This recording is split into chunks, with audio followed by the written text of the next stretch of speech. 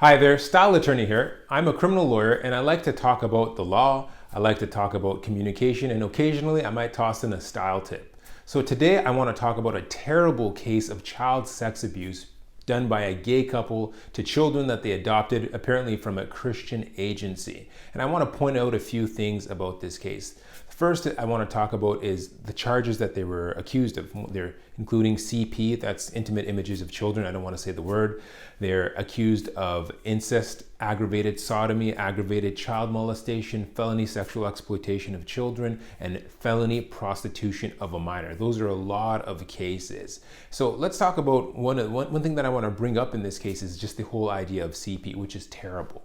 Right? It's just awful. And I say this as a lawyer that's had the misfortune of having to defend these cases and actually having to review such material. And that material could be written stuff, like some people will write fantasy about this, and sometimes it's video. And that stuff is so soul crushing and it's so terrible and it's so wrong. I hope everyone that's listening to this agrees with me on those points.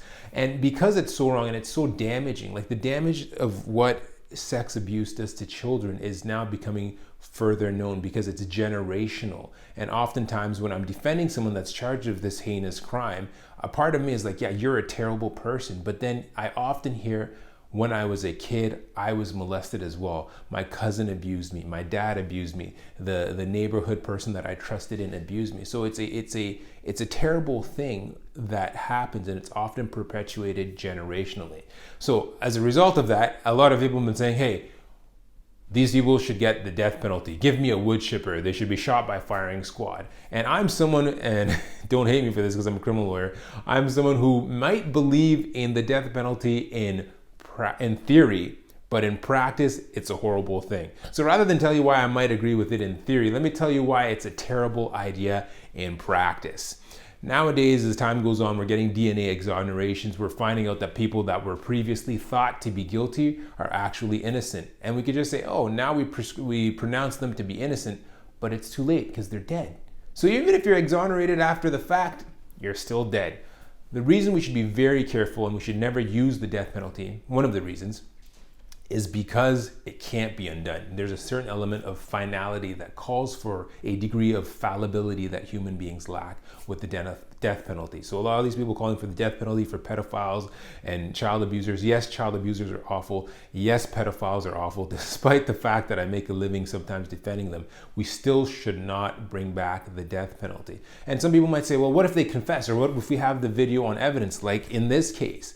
Still, people could force confessions and video evidence could be doctored, especially in the age of AI and deep fakes. So the death penalty, all these people calling for death penalty, that's something that I completely disagree with. Another element I want to talk about is the idea of spousal privilege. Traditionally, in common law jurisdictions, if you're accused of a crime, you don't have to testify against your spouse, subject to some restrictions. Oftentimes that's abused. People will commit a crime and they'll be like, let's get married so we can't be forced to snitch on each other. In this case, the judge has ordered that these two parties can testify against each other. So that's something that you may want to watch for as the case progresses. Another thing is how they're being treated in jail. There have been some communication sent back and forth that seems to suggest that they're very terrified and they're in danger with their safety in jail, because in jail there's a hierarchy and child sex offenders are at the very bottom of that hierarchy. Third thing I want to talk about is the social media, the use of social media and just electronic communications in this trial. These two parties, they were rather active in the LGBT community. They'd post of their family, of their boys, of them at various events and activities with LGBT people, clearly proud of their involvement in that community. And in one of the images that they posted, it says partner in crime. So it's a picture of the two side by side looking at each other affectionately. And the hashtag is partner in crime, which is kind of ominously foreshadowing these allegations that would come forward, assuming that they're guilty of it. But speaking of them being guilty of it, there's kind of a confession.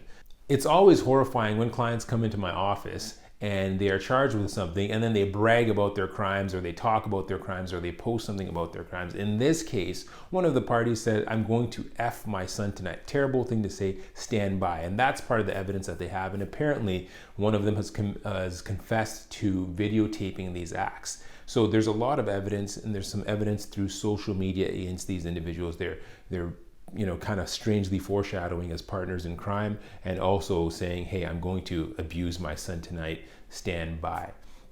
The last thing, there have been a lot of complaints that this case has not got enough coverage from the mainstream. Rather than people just looking at things for what they are, it's often a right-wing conspiracy or a left-wing conspiracy. So a lot of the sites where I saw this information that I was bringing forward were in fact conservative sites. And yes, they presented the facts, but you could tell that there's a certain mindset behind their presentation of the facts.